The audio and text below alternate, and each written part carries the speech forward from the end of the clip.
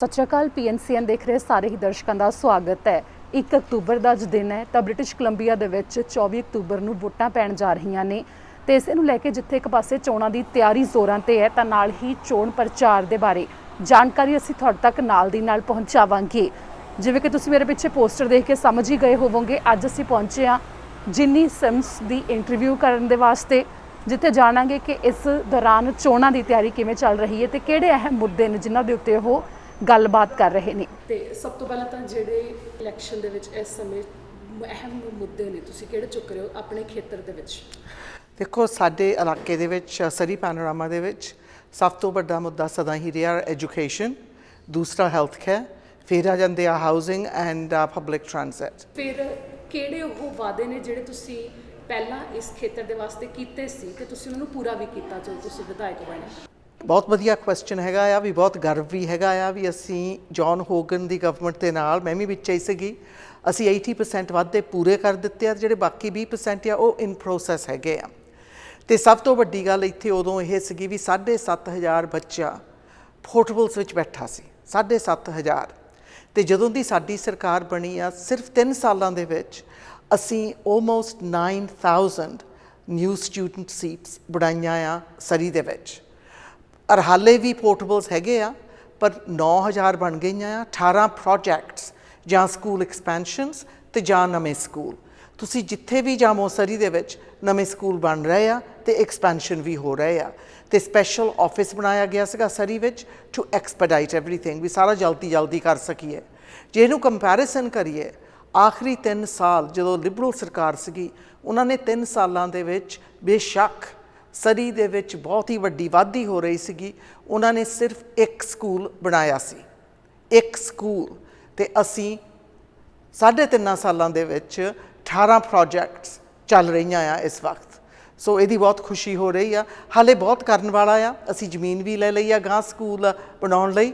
ਜਿੱਥੇ ਪਹਿਲੀ ਸਰਕਾਰ ਜ਼ਮੀਨ ਵੇਚਦੀ ਸੀਗੀ, ਅਸੀਂ ਖਰੀਦੀ ਆ ਇੱਥੇ ਸਰੀ ਪੈਨੋਰਾਮਾ ਵਿੱਚ ਵੀ ਖਰੀਦੀ ਆ ਨਵੇਂ ਸਕੂਲ ਲਈ। ਅਤੇ ਜਦੋਂ ਹੈਲਥ ਕੇਅਰ 'ਤੇ ਚੱਲ ਜਾਈਦਾ ਆ, ਹੈਲਥ ਕੇਅਰ ਦੇ ਵਿੱਚ ਇੰਨੀ ਨਿਗਲੈਕਟ ਸਰੀ ਨੂੰ ਸੀਗੀ ਅਤੇ ਇਹ ਮੁੱਦਾ ਹਰੇਕ ਇਨਸਾਨ ਉਠਾਉਂਦਾ ਸੀਗਾ। ਇੱਕ ਸਾਡਾ ਹਸਪੀਟਲ ਬਹੁਤ ਹੀ ਓਵਰ ਕਰਾਊਡਡ ਸੀਗਾ। ਸਾਡੀ ਕਮਿਟਮੈਂਟ ਸੀਗੀ ਨਵੇਂ ਹਸਪਤਾਲ ਦੀ, ਉਹ ਨਵਾਂ ਹਸਪਤਾਲ ਬਣੂਗਾ, ਪਰ ਹਾਲੇ ਪੂਰਾ ਨਹੀਂ ਹੋਇਆ, ਕਰਕੇ 3 ਸਾਲ ਤਾਂ ਹੋਏ ਆ। ਪਹਿਲਾਂ ਤਾਂ ਲਿਬਰਲ ਸਰਕਾਰ ਜਿੱਥੇ ਹਸਪਤਾਲ ਬਣਨਾ ਸੀਗਾ ਜ਼ਮੀਨ ਵੇਚ ਕੇ ਚੱਲ ਗਈ। ਫਿਰ ਜਦੋਂ ਅਸੀਂ ਅੰਦਰ ਗਏ, ਸਾਡੀ ਸਰਕਾਰ ਬਣ ਗਈ, ਅਸੀਂ ਦੇਖਿਆ ਵੀ ਇਹਨਾਂ ਨੇ ਤਾਂ ਕੋਈ ਪਲਾਨਿੰਗ ਵੀ ਨਹੀਂ ਸੀ ਕੀਤੀ। ਸੋ ਪਹਿਲਾਂ ਕੌਨਸੈਪਟ ਪਲਾਨ ਬਣਿਆ ਵੀ ਹਸਪਤਾਲ ਵਿੱਚ ਕਿਹੜੀਆਂ ਚੀਜ਼ਾਂ ਦੀ ਜ਼ਰੂਰਤ ਆ, ਅਤੇ ਬਹੁਤ ਖੁਸ਼ੀ ਹੈਗੀ ਆ ਵੀ ਇਸ ਹਸਪਤਾਲ ਦੇ ਵਿੱਚ state of the art cancer unit ਵੀ ਹੋਊਗੀ। ਤਾਂ ਫਿਰ ਜਦੋਂ ਉਹ ਪਲਾਨ ਹੋ ਗਿਆ, ਜ਼ਮੀਨ ਵੀ ਸਰਕਾਰ ਕੋਲ ਹੈਗੀ ਆ, ਸਰਕਾਰੀ ਜ਼ਮੀਨ ਕਲੋਵਰਡੇਲ ਵਿੱਚ, ਜਿੱਥੇ ਕੁਆਂਟਲਨ ਯੂਨੀਵਰਸਿਟੀ ਆ। ਫਿਰ ਅਸੀਂ ਬਿਜ਼ਨਸ ਪਲਾਨ ਜਿਹੜੇ ਬਣਦੇ ਹੁੰਦੇ ਹੁਣ ਉੱਥੇ ਗਏ ਆ। ਬਿਜ਼ਨਸ ਪਲਾਨ ਤੋਂ ਬਾਅਦ ਨਵੇਂ ਸਾਲ ਦੇ ਵਿੱਚ ਆ ਜਾਊਗੀ ਪ੍ਰੋਕਿਊਰਮੈਂਟ ਅਤੇ ਫਿਰ ਸ਼ਵਲਸ ਇਨ ਦ ਗਰਾਊਂਡ। ਪਰ ਅਸੀਂ ਇਹ ਨਹੀਂ ਕਿਹਾ ਵੀ ਨਵਾਂ ਹਸਪਤਾਲ ਹੀ ਬਣ ਜਾਣਾ ਆ, ਅਤੇ ਬਣ ਰਿਹਾ ਆ।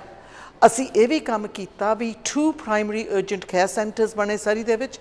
ਇੱਕ ਇੱਥੇ ਬਹੁਤ ਲਾਗੇ ਹੀ ਕਿੰਗ ਜੋਰਜ ਤੇ 68 ਅਤੇ ਦੂਸਰਾ ਹੈਗਾ ਆ ਸਰੀ ਸੈਂਟਰ ਦੇ ਵਿੱਚ।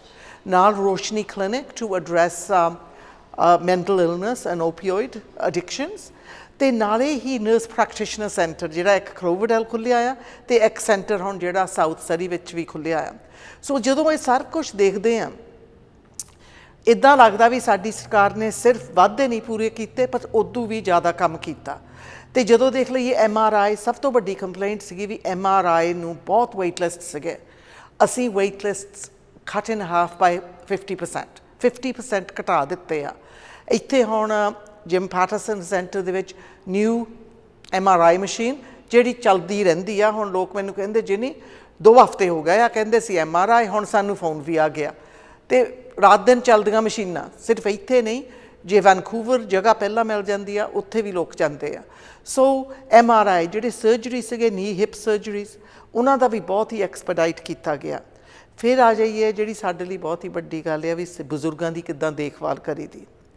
ਜਿਹੜੀ ਤੋੜ ਫੋੜ 16 ਸਾਲਾਂ ਦੇ ਵਿੱਚ ਲਿਬਰਲ ਨੇ ਕੀਤੀ ਸੀਗੀ, ਉਹਨੂੰ ਸੁਧਾਰ ਲਿਆਉਣ ਦੀ ਜ਼ਰੂਰਤ ਸੀਗੀ।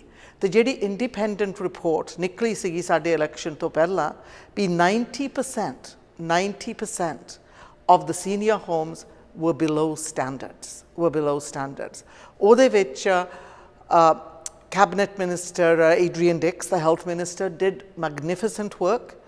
ਤੇ ਇਸ ਕਰਕੇ ਜਿਹੜੀ ਵੀ ਆ ਹੁਣ ਕੋਵਿਡ ਜਦੋਂ ਆਈ ਆ ਉਹਨੂੰ ਆਪਾਂ ਥੋੜ੍ਹਾ ਸੰਭਾਲ ਸਕੇ ਆ। ਜੇ ਸਾਡਾ ਹਾਲ ਹੁੰਦਾ ਜਿਹੜਾ ਪਹਿਲਾਂ ਸੀਗਾ ਜਦੋਂ ਸਾਡੀ ਸਰਕਾਰ ਬਣੀ ਸੀਗੀ ਫਿਰ ਬਹੁਤ ਮੁਸ਼ਕਿਲ ਹੋ ਜਾਣੀ ਸੀਗੀ। ਇੱਕ ਜਿਹੜੇ ਕੰਮ ਕਰਨ ਵਾਲੇ ਆ ਤੁਸੀਂ ਦੇਖੋ ਹੈਲਥ ਕੇਅਰ ਵਰਕਰਸ ਹੋ ਜਾਣ, ਟੀਚਰਸ ਹੋ ਜਾਣ, ਜਿਹੜੇ ਮਰਜ਼ੀ ਪਬਲਿਕ ਸੈਕਟਰ ਸੀਗਾ, ਸਾਡੀ ਸਰਕਾਰ ਨੇ ਨੈਗੋਸ਼ੀਏਟ ਕੀਤਾ ਤੇ ਸੈਟਲਮੈਂਟਸ ਹੋ ਗਈਆਂ। ਬਿਕਾਜ਼ ਸਾਡੀ ਸਰਕਾਰ ਮੰਨਦੀ ਆ ਵੀ ਕੋਲੈਬੋਰੇਸ਼ਨ ਨਾਲ ਹੀ ਕੰਮ ਹੁੰਦਾ ਆ, ਇੱਦਾਂ ਨਹੀਂ ਵੀ ਤੁਸੀਂ ਉੱਪਰੋਂ ਕੰਟਰੈਕਟ ਨੂੰ ਪਾੜ ਕੇ ਸੱਟ ਦਿਓ। ਸੋ ਜਿਹੜੇ ਹੱਕ ਇਹਨਾਂ ਨੇ ਵਰਕਰਸ ਤੋਂ ਚੀਨੇ ਸੀਗੇ, ਲੈ ਗਏ ਸੀਗੇ, ਸਪੈਸ਼ਲੀ ਜਿਹੜੇ health care workers seniors homes ਵਿੱਚ ਕੰਮ ਕਰਦੇ ਆ, ਉਹ ਅਸੀਂ ਕਾਨੂੰਨ ਉਲਟ ਕਰਕੇ ਉਹਨਾਂ ਨੂੰ ਉਹ ਹੱਕ ਵਾਪਸ ਦੇ ਦਿੱਤੇ ਆ। ਤੇ ਹੁਣ ਬਹੁਤ ਖੁਸ਼ੀ ਹੋਈ ਆ, ਕੱਲ੍ਹ ਜਿਹੜਾ ਅਨਾਊਂਸਮੈਂਟ ਸੀਗਾ ਜਿਹੜਾ ਪ੍ਰੀਮੀਅਰ ਨੇ ਕਿਹਾ ਨਿਊ ਹੈਲਥ ਕੇਅਰ ਫੈਸਿਲਿਟੀਜ਼ ਬਣਨਗੀਆਂ ਵੀ ਰੈਗੂਲੇਸ਼ਨਸ ਦੇ ਥੱਲੇ ਬਣਨਗੀਆਂ। ਤੇ ਨਾਲੇ ਉਹਨਾਂ ਨੇ ਵੀ ਕਿਹਾ ਵੀ ਜਿਹੜੀ ਸਾਡੀ ਕਮਿਟਮੈਂਟ ਸੈਲਰੀਜ਼ ਦੀ ਸੀਗੀ ਆਮ ਇਨਸਾਨ ਜਿਹੜਾ ਕੰਮ ਕਰਦੇ ਹੈਲਥ ਕੇਅਰ ਦੇ ਵਿੱਚ ਉਹ ਉੱਥੇ ਹੀ ਰਹੂਗੀ, ਉਹਨੂੰ ਗਾਂਹ ਘਟਾਉਂਗੇ ਨਹੀਂ। ਤੇ ਨਾਲੇ ਮਿਨੀਮਮ ਵੇਜ 'ਤੇ ਅਸੀਂ ਆ ਜਾਈਏ ਉਹ ਵੀ ਅਸੀਂ ਵਧਾ ਦਿੱਤੀ ਆ। ਤੇ ਨਾਲੇ ਹਿਊਮਨ ਰਾਈਟਸ ਕਮਿਸ਼ਨ ਜਿਹੜਾ ਸਾਡੀ ਕਮਿਊਨਿਟੀ ਲਈ ਬਹੁਤ ਹੀ ਕੋਰਨਰਸਟੋਨ ਹੈਗਾ ਆ, ਉਹ ਵੀ ਅਸੀਂ ਵਾਪਸ ਲੈ ਆਂਦਾ ਕਰਕੇ ਇਹਨਾਂ ਨੇ ਉਹਨੂੰ ਵੀ ਉਠਾ ਦਿੱਤਾ ਸੀਗਾ। ਸੋ ਜਦੋਂ ਮੈਂ ਦੇਖਦੀ ਹਾਂ ਅਸੀਂ ਪਠਾਲੋ ਬ੍ਰਿਜ ਬਣਾ ਦੇਣੀ ਆ, ਹੁਣ ਇਹ ਤਾਂ ਕਹੀ ਜਾਂਦੇ ਲਿਬਰਲ ਕਹੀ ਜਾਂਦੇ ਬਣਨੀ ਨਹੀਂ। ਦੇਖੋ ਕੰਟਰੈਕਟ ਦਿੱਤੀ ਗਈ ਆ ਵੱਡੀ ਕੰਪਨੀ ਨੂੰ, ਹੁਣ ਉਹ ਹਾਇਰਿੰਗ ਕਰ ਰਹੇ ਆ, ਉਹ ਹਾਇਰਿੰਗ ਕਰ ਰਹੇ ਆ BC ਦੇ ਵਿੱਚ, ਇੱਥੇ ਆਪਣੇ ਇਲਾਕੇ ਦੇ ਵਿੱਚ। ਸੋ ਵੈਬਸਾਈਟ ਦੇ ਵਿੱਚ ਉਹ ਸਭ ਕੁਛ ਨਜ਼ਰ ਆ ਜਾਂਦਾ ਆ। ਜਦੋਂ ਆਪਾਂ ਸੋਚੀਏ ਵੀ ਉਹ ਤਾਂ ਕੰਮ ਹੋ ਰਿਹਾ ਆ ਵੀ ਪਠਾਲੋ ਜਿਹੜੇ ਦੂਸਰੇ ਟੋਲਸ ਸੀਗੇ ਫੋਰਟਮਨ ਬ੍ਰਿਜ 'ਤੇ ਤਾਂ ਗੋਲਡਨ ਈਅਰਸ 'ਤੇ ਉਹ ਵੀ ਚੱਲ ਗਏ, ਉਹਨਾਂ ਦਾ ਬਹੁਤ ਵੱਡਾ ਫਾਇਦਾ ਪਿਆ ਜਿਹੜੇ ਲੋਕ ਸਾਊਥ ਫਰੇਜ਼ਰ ਰਹਿੰਦੇ ਆ ਕਰਕੇ। ਸਿਰਫ ਸਾਡੇ ਇਲਾਕੇ ਵਿੱਚ ਹੀ ਟੋਲ ਲਾਏ ਸੀਗੇ। ਇਹਨਾਂ ਨੇ ਜਿਹੜੀ ਬ੍ਰਿਜ ਖਲੋਨਾ ਵਿੱਚ ਬਣੀ ਸੀਗੀ ਜਦੋਂ ਲਿਬਰਲ ਸਰਕਾਰ ਸੀਗੀ ਤੇ ਪ੍ਰੀਮੀਅਰ ਉਹਨਾਂ ਦੇ ਨਾਂ ਦੀ ਕ੍ਰਿਸਟੀ ਕਲਾਰਕ ਦੇ ਇਲਾਕੇ ਵਿੱਚ ਸੀਗੀ, ਉੱਥੇ ਟੋਲ ਦਾ ਨਾਂ ਲਿਆ ਸੀਗਾ। ਜਦੋਂ ਉੱਥੇ ਦੇ ਲੋਕਾਂ ਨੇ ਕਹਿ ਦਿੱਤਾ ਨਾ ਇਹਨਾਂ ਨੇ ਲਾਏ ਨਹੀਂ ਸੀ, ਪਰ ਸਰੀ ਵਿੱਚ ਇੱਥੇ ਟੋਲ ਸੀਗੇ, ਅਸੀਂ ਉਹ ਵੀ ਉਠਾ ਦਿੱਤੇ। ਉਹਨਾਂ ਦਾ ਆਮ ਇਨਸਾਨ ਦਾ ਬਹੁਤ ਫਾਇਦਾ ਹੋਇਆ। ਫਿਰ ਅਸੀਂ ਜਦੋਂ ਦੇਖੀਏ MSP, ਇਕੱਲਾ ਸਾਡਾ ਸੂਬਾ ਹੀ ਸੀਗਾ ਜਿੱਥੇ ਆ ਸਪੈਸ਼ਲ ਟੈਕਸ ਸੀਗਾ ਜਿਹੜਾ ਹਰੇਕ ਇਨਸਾਨ ਨੂੰ ਦੇਣਾ ਪੈਂਦਾ ਸੀ, MSP ਪੇਮੈਂਟਸ, ਉਹ ਅਸੀਂ ਬੰਦ ਕਰ ਦਿੱਤੀਆਂ। ਸੋ ਇਹਦੇ ਨਾਲ ਵੀ ਜਿਹੜੇ ਆਮ ਇਨਸਾਨ ਆ ਉਹਦੀ ਜੇਬ ਨੂੰ ਬਹੁਤ ਫਰਕ ਪਿਆ, ਸਾਡੇ ਬਜ਼ੁਰਗਾਂ ਨੂੰ ਬਹੁਤ ਫਰਕ ਪਿਆ ਆ। ਅਤੇ ਸੋ ਹੋਰ ਬਹੁਤ ਕੁਛ ਹੈਗਾ ਆ, ਮੇਰੇ ਕੋਲ ਤਾਂ 3-4 ਘੰਟੇ ਹੋਣ ਫਿਰ ਵੀ ਨਹੀਂ ਸਭ ਕੁਛ ਕਵਰ ਹੋਣਾ, but that's a brief overview. ਜੀ, ਜਿਹੜਾ ਚਾਈਲਡ ਕੇਅਰ ਦੀ ਗੱਲ ਕੀਤੀ ਗਈ ਹੈ BC ਲਿਬਰਲਸ ਦੇ ਵੱਲੋਂ, ਇੱਥੇ ਵੀ ਕਿਹਾ ਜਾ ਰਿਹਾ ਹੈ ਕਿ ਵਾਅਦਾ ਕੀਤਾ ਗਿਆ ਸੀ ਪਰ ਡੇ $10 ਦੇ ਵਾਸਤੇ, ਤੇ ਫਿਰ ਉਹ ਸਿਰਫ ਇੱਕ ਪਾਇਲਟ ਪ੍ਰੋਗਰਾਮ ਬਣ ਕੇ ਰਹਿ ਗਿਆ। ਕੱਲ੍ਹ ਹੀ ਇਹ ਬਿਆਨ ਆਇਆ। Thank you. ਅਤੇ ਮੈਨੂੰ ਬਹੁਤ ਖੁਸ਼ੀ ਹੋਈ ਆ ਵੀ 16 ਸਾਲ ਲਈ ਲਿਬਰਲ ਨੂੰ ਚਾਈਲਡ ਕੇਅਰ ਦਾ ਖਿਆਲ ਨਹੀਂ ਰਿਹਾ। ਹੁਣ ਉਂਗਲੀ ਉਠਾਉਂਦੇ ਆ ਵੀ ਜਿੰਨਾ ਅਸੀਂ ਕਰਨਾ ਚਾਹੁੰਦੇ ਸੀ ਅਸੀਂ ਨਹੀਂ ਕਰ ਸਕੇ।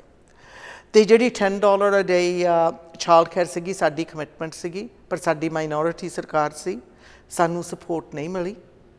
ਇਸ ਕਰਕੇ ਅਸੀਂ ਹੋਰ ਪ੍ਰੋਗਰਾਮ ਲੈ ਆਂਦਾ ਜਿਹਦੇ ਨਾਲ ਲੋਕਾਂ ਨੂੰ ਬਹੁਤ ਫਾਇਦਾ ਹੋਇਆ ਆ। ਪਾਇਲਟ ਵੀ ਹੋ ਰਹੀਆਂ ਆ, ਅਤੇ ਜਿਹੜੇ ਇਨਸਾਨ ਦੀ ਇਨਕਮ ਬਿਲੋ 48 ਆ ਉਹਨਾਂ ਨੂੰ ਬਹੁਤ ਵਧੀਆ ਚਾਈਲਡ ਕੇਅਰ ਮਿਲ ਰਹੀ ਆ, ਅਤੇ ਜਿਹੜੇ ਦੂਸਰੇ ਆ ਉਹਨਾਂ ਨੂੰ ਵੀ ਸਬਸਿਡਾਈਜ਼। ਮੈਂ ਤੁਹਾਨੂੰ ਗੱਲ ਦੱਸਦੀ ਹਾਂ, ਸਿਰਫ ਮੇਰੇ ਇਲਾਕੇ ਦੇ ਵਿੱਚ ਸਰੀ ਪੈਨੋਰਾਮਾ ਦੇ ਵਿੱਚ almost 7 million, not 7,000, $7 million parents ਦੀ ਜੇਬ ਵਾਪਸ ਗਿਆ ਆ, ਕਿਉਂਕਿ ਉਹਨਾਂ ਨੂੰ ਜਿਹੜੀ ਸਬਸਿਡੀ ਹੁਣ ਮਿਲਦੀ ਆ ਚਾਈਲਡ ਕੇਅਰ ਦੀ, ਉਹਦੇ ਨਾਲ ਉਹਨਾਂ ਲਈ ਸੌਖਾ ਹੋ ਗਿਆ ਆ। ਅਤੇ ਨਾਲੇ ਜਿਹੜੀਆਂ ਨਵੀਆਂ ਸਪੇਸਿਸ ਅਸੀਂ ਬਣਾਈਆਂ ਸਰੀ ਪੈਨੋਰਾਮਾ ਵਿੱਚ, ਸਰੀ ਵਿੱਚ, ਉਹਦਾ ਵੀ ਲੋਕ ਬਹੁਤ ਧੰਨਵਾਦ ਕਰਦੇ ਆ। ਮੈਂ ਤਾਂ ਜਦੋਂ ਵੀ ਵਾਪਸ ਇੱਥੇ ਹੁੰਦੀ ਆਪਣੇ ਰਾਈਡਿੰਗ ਦੇ ਵਿੱਚ, ਜਦੋਂ ਵਿਕਟੋਰੀਆ ਤੋਂ ਵੀ ਵਾਪਸ ਆਈਦਾ ਆ, ਮੈਨੂੰ ਤਾਂ ਇੰਨੇ ਯੰਗ ਕਪਲਸ ਮਿਲਦੇ ਜਿਹੜੇ ਕਹਿੰਦੇ ਜੀ ਨਹੀਂ ਤੁਹਾਡਾ ਬਹੁਤ ਬਹੁਤ ਧੰਨਵਾਦ, ਹੁਣ ਮੈਂ ਕੰਮ 'ਤੇ ਵਾਪਸ ਜਾ ਸਕਦੀ ਹਾਂ, ਹੁਣ ਮੈਨੂੰ ਫਿਕਰ ਨਹੀਂ ਰਹਿੰਦਾ। ਚਾਈਲਡ ਕੇਅਰ ਦੇ ਵਿੱਚ ਜਿਹੜੀ ਇਨਵੈਸਟਮੈਂਟ ਆ ਉਹ ਇਕਨੋਮਿਕ ਇਨਵੈਸਟਮੈਂਟ ਹੈਗੀ ਆ, ਸਿਰਫ ਸਾਡੀ ਪਾਰਟੀ ਆ ਜਿਹੜੀ ਨੇ ਉਹ ਕੀਤੀ ਆ। ਅਤੇ ਹੁਣ ਲਿਬਰਲ ਨੂੰ ਉਂਗਲੀ ਉਠਾਉਣਾ ਮੈਨੂੰ ਬਾਜੀ ਵੇਲੇ ਲੱਗਦਾ ਵੀ ਉਹਨਾਂ ਕੋਲ ਹੋਰ ਕੋਈ ਗੱਲ ਹੀ ਕਰਨ ਨੂੰ ਹੈ ਨਹੀਂ। ਅਤੇ ਇਹ ਨਹੀਂ ਕਹਿੰਦੇ ਵੀ ਇੰਨਾ ਕੁਛ ਇਹਨਾਂ ਨੇ ਕਰ ਦਿੱਤਾ ਛੋਟੇ ਜਿਹੇ ਸਮੇਂ ਦੇ ਵਿੱਚ ਜੋ ਉਹ 16 ਸਾਲਾਂ ਵਿੱਚ ਲਾਗੇ ਵੀ ਨਹੀਂ ਜਾ ਸਕੇ। ਅਤੇ ਫਿਰ ਜਿਹੜਾ ਹੁਣ ਬੈਲਟ ਨੂੰ ਲੈ ਕੇ ਵੀ ਸਵਾਲ ਉੱਠ ਰਹੇ ਨੇ ਅਤੇ ਇਲਜ਼ਾਮ ਵੀ ਲੱਗੇ ਨੇ ਅਤੇ ਇਸ ਦਾ ਜ਼ਿਕਰ ਵੀ ਕੀਤਾ ਗਿਆ ਅਤੇ ਇਲੈਕਸ਼ਨ BC ਦੇ ਵੱਲੋਂ ਜਾਂਚ ਵੀ ਕੀਤੀ ਜਾ ਰਹੀ ਹੈ। ਦੇਖੋ ਬਹੁਤ ਦੁੱਖ ਹੁੰਦਾ ਆ ਜਦੋਂ ਇੱਦਾਂ ਦੇ ਕੰਮ ਸਾਹਮਣੇ ਆਉਂਦੇ ਆ। ਮੈਂ ਤਾਂ ਕਹਿੰਦੀ ਹਾਂ ਇਸ ਮੁਲਕ ਨੇ ਸਾਨੂੰ ਬਹੁਤ ਕੁਛ ਦਿੱਤਾ, ਸਾਫ਼ ਸੁਥਰਾ ਮੁਲਕ ਆ ਤੇ ਇੱਥੇ ਜਿਹੜੇ ਇਲੈਕਸ਼ਨਸ ਆ ਬਹੁਤ ਹੀ ਰੈਗੂਲੇਟਡ ਹੈਗੇ ਆ ਤੇ ਇੱਥੇ ਜਿਹੜੇ ਵੀ ਆਪਾਂ ਜਦੋਂ ਇੱਥੇ ਆਈਦਾ ਸਾਡਾ ਫਰਜ਼ ਬਣਦਾ ਵੀ ਅਸੀਂ ਇੱਥੇ ਦੇ ਹਿਸਾਬ ਦੇ ਨਾਲ ਇਲੈਕਸ਼ਨ ਰਨ ਕਰੀਏ, ਇੱਥੇ ਦੇ ਹਿਸਾਬ ਦੇ ਨਾਲ ਇਲੈਕਸ਼ਨ ਦੇ ਵਿੱਚ ਪਾਰਟਿਸਿਪੇਸ਼ਨ ਕਰੀਏ। ਮੈਂ ਤਾਂ ਸਾਰਿਆਂ ਦੇ ਮੂਹਰੇ ਇੱਕੋ ਹੀ ਬੇਨਤੀ ਕਰਦੀ ਹਾਂ, ਆਪਣੀ ਵੋਟ ਕਦੀ ਵੀ ਕਿਸੇ ਦੇ ਹੱਥ ਨਾ ਦੇਵੋ, ਨਾ ਹੀ ਲੱਗਣ ਦੇਵੋ। ਜੇ ਤੁਸੀਂ ਵੀ ਵੋਟ ਪਾਉਣੀ ਆ ਜ਼ਰੂਰ ਪਾਵੋ, ਕਰਕੇ ਲੋਕਾਂ ਨੇ ਕੁਰਬਾਨੀਆਂ ਕੀਤੀਆਂ ਆ ਉਸ ਵੋਟ ਲਈ, ਜਾਨਾਂ ਗਵਾਈਆਂ ਆ, ਪਰ ਜਾਂਚ ਕੇ ਵੋਟ ਪਾਵੋ। Make informed vote. ਦੇਖੋ ਵੀ ਇਹ ਕੀ ਕਹਿ ਰਹੇ ਆ, ਕੀ ਕਰਤਾ ਸੀਗਾ। ਇਹ ਨਹੀਂ ਵੀ ਜਿਹੜਾ ਵੀ ਤੁਹਾਨੂੰ ਗੁੰਮਰਾਹ ਕਰਦੇ ਆ ਲੋਕ, ਉਹਨਾਂ ਦੇ ਮਗਰ ਲੱਗ ਜਾਓ। ਅਤੇ ਜਦੋਂ ਤੁਸੀਂ ਗੱਲ ਕੀਤੀ ਆ ਵੋਟਰ ਫਰੋਡ ਦੀ, ਉਹ ਹੁਣ ਰਾਈਟ ਅਥੋਰਿਟੀ ਦੇ ਹੱਥ ਵਿੱਚ ਹੈਗਾ ਆ, ਇਹ ਉਹਨਾਂ ਦੀ ਜ਼ਿੰਮੇਵਾਰੀ ਬਣਦੀ ਆ। ਪਰ ਆਪਾਂ ਸਾਰਿਆਂ ਨੂੰ ਸੋਚਣਾ ਚਾਹੀਦਾ ਆ, ਇਹ ਜਿਹੜਾ election fraud serious federal offence ਹੈਗੀ ਆ, ਇਹਦੇ ਥੱਲੇ ਫਾਈਨਸ ਅਤੇ ਮੈਂਡੇਟਰੀ ਜੇਲ੍ਹ ਵੀ ਹੈਗੀ ਆ। ਸੋ ਸਾਰਿਆਂ ਦੇ ਮੂਹਰੇ ਇਹੀ ਬੇਨਤੀ ਕਰਦੀ ਹਾਂ, please stay within the rules. Covid ਕਰਕੇ ਬਹੁਤ ਸੌਖਾ ਕਰ ਦਿੱਤਾ ਹੈ ਮੇਲ ਇਨ ਬੈਲਟ ਦਾ, ਅਤੇ ਉੱਦਾਂ ਵੋਟਿੰਗ ਵੀ ਬਹੁਤ ਦਿਨਾਂ ਲਈ ਹੋਣੀ ਹੈ। ਤੁਸੀਂ ਹੁਣ ਵੀ ਜਾ ਕੇ ਇਲੈਕਸ਼ਨ ਆਫਿਸ ਵਿੱਚ ਵੋਟ ਪਾ ਸਕਦੇ ਆ, ਪਰ 15 ਤੋਂ 21 ਦਿਨ ਸਵੇਰ ਦੇ 8 ਵਜੇ ਸ਼ਾਮ ਦੇ 8 ਵਜੇ ਤੱਕ ਐਡਵਾਂਸ ਪੋਲਿੰਗ ਚੱਲਣੀ ਆ। ਫਿਰ ਇਲੈਕਸ਼ਨ ਡੇ ਵੀ ਫਰੋਮ 8 AM to 8 PM, ਉਹ ਵੀ ਸੈਟਰਡੇ। ਸੋ ਇਸ ਕਰਕੇ ਆਪਣੇ ਕੋਲ ਬਹੁਤ ਮੌਕੇ ਹੈਗੇ ਆਪਣੇ ਵੋਟ ਇਸਤੇਮਾਲ ਕਰਨ ਦਾ। ਜੇ ਤੁਹਾਨੂੰ ਹੈਲਥ ਕੰਸਰਨਸ ਹੈਗੇ ਆ, ਤੁਸੀਂ ਫੋਨ ਕਰਕੇ ਜਾਂ ਔਨਲਾਈਨ ਜਾ ਕੇ ਆਪਣੀ ਵੋਟ ਘਰ ਮੰਗਾਓ, ਪਰ ਆਪਣੀ ਵੋਟ ਆਪ ਪਾਵੋ, ਕਿਸੇ ਦੇ ਹੱਥ ਵਿੱਚ ਵੋਟ ਨਾ ਦੇਵੋ। ਅਤੇ ਨਾਲੇ ਮੈਂ ਤਾਂ ਪਹਿਲੀ ਵਾਰੀ ਵੀ ਜਦੋਂ ਖੜੀ ਹੋਈ ਸੀ 2011 ਵਿੱਚ ਵੀ, ਉਦੋਂ ਵੀ ਕਿਹਾ ਸੀਗਾ ਵੀ ਸਾਡਾ ਫਰਜ਼ ਬਣਦਾ ਅਸੀਂ ਆਪਣੇ ਬੱਚਿਆਂ ਲਈ ਇੱਕ ਮਿਸਾਲ ਬਣੀਏ, ਵੀ ਅਸੀਂ ਕੈਨੇਡਾ ਵਿੱਚ ਰਹਿ ਕੇ, ਕੈਨੇਡੀਅਨ ਹੋ ਕੇ ਅਸੀਂ ਵੀ ਇਲੈਕਸ਼ਨ ਲੜ ਸਕਦੇ ਹਾਂ according to the rules and regulations. ਅਸੀਂ ਉਹਨਾਂ ਨੂੰ ਫੋਲੋ ਕਰ ਸਕਦੇ ਹਾਂ। ਅਤੇ ਜੇ ਅਸੀਂ ਕੰਮ ਇਹ ਨਾ ਕੀਤਾ ਅਤੇ ਇੱਦਾਂ ਦੀਆਂ ਐਲੀਗੇਸ਼ਨਸ ਸੱਚ ਨਿਕਲੇ, ਫਿਰ ਸਭ ਤੋਂ ਵੱਡਾ ਖਤਰਾ ਸਾਡੀ ਆਉਣ ਵਾਲੀ ਪੀੜ੍ਹੀ 'ਤੇ ਹੈ। ਅਤੇ ਅੰਤ ਵਿੱਚ ਤੁਸੀਂ ਆਪਣੇ ਵੱਲੋਂ ਕੁਝ ਹੋਰ ਕਹਿਣਾ ਚਾਹੁੰਦੇ ਹੋ ਦਰਸ਼ਕਾਂ ਨੂੰ? ਸਭ ਤੋਂ ਪਹਿਲਾਂ ਤਾਂ ਮੈਂ ਧੰਨਵਾਦ ਕਰਦੀ ਹਾਂ ਸਰੀ ਪੈਨੋਰਾਮਾ ਵਾਲਿਆਂ ਅਤੇ ਸਾਰੇ ਸਰੀ ਵਿੱਚ ਜਿਹੜੇ ਰਹਿਣ ਵਾਲੇ ਆ ਅਤੇ BC ਵਿੱਚ ਵੀ, ਜਿਨ੍ਹਾਂ ਨੇ ਮੈਨੂੰ ਇੰਨੀ ਵੱਡੀ ਸਪੋਰਟ ਦਿੱਤੀ ਆ। ਹੁਣ ਵੀ ਹੌਸਲਾ ਬਹੁਤ ਦਿੰਦੇ ਆ ਅਤੇ ਉਹਨਾਂ ਨੇ ਮੈਨੂੰ ਮੌਕਾ ਦਿੱਤਾ ਵੀ ਮੈਂ ਉਹਨਾਂ ਦੀ ਆਵਾਜ਼ ਬਣ ਕੇ ਵਿਕਟੋਰੀਆ ਗਈ। ਹੁਣ ਮੈਂ ਉਹਨਾਂ ਦੇ ਮੂਹਰੇ ਬੇਨਤੀ ਕਰਦੀ ਹਾਂ, ਇੱਕ ਵਾਰੀ ਫਿਰ ਮੈਨੂੰ ਵੋਟ ਪਾ ਕੇ ਉੱਥੇ ਭੇਜੋ, ਕਿਉਂਕਿ ਅਸੀਂ ਬਹੁਤ ਸਾਰੇ ਕੰਮ ਕਰ ਦਿੱਤੇ ਆ, ਪਰ ਮੈਂ ਤੁਹਾਨੂੰ ਦਾਅਵੇ ਨਾਲ ਕਹਿ ਸਕਦੀ ਹਾਂ ਸਾਡੇ ਕੋਲ ਬਹੁਤ ਸਾਰੇ ਕੰਮ ਹਾਲੇ ਕਰਨ ਵਾਲੇ ਵੀ ਆ, ਜਿਹੜੇ ਆਉਣੇ ਦਿਨਾਂ ਵਿੱਚ ਤੁਸੀਂ ਨਵੇਂ ਪਲੈਟਫਾਰਮ ਵਿੱਚ ਦੇਖਾਂਗੇ। ਆਓ ਆਪਾਂ ਰਲ ਮਿਲ ਕੇ ਐਸੀ ਸਰਕਾਰ ਬਣਾਈਏ ਜਿਹੜੀ ਸੋਚਦੀ ਆ ਹਰ ਇੱਕ ਇਨਸਾਨ ਦੀ, ਸਿਰਫ ਟੌਪ 2% ਦੀ ਨਹੀਂ।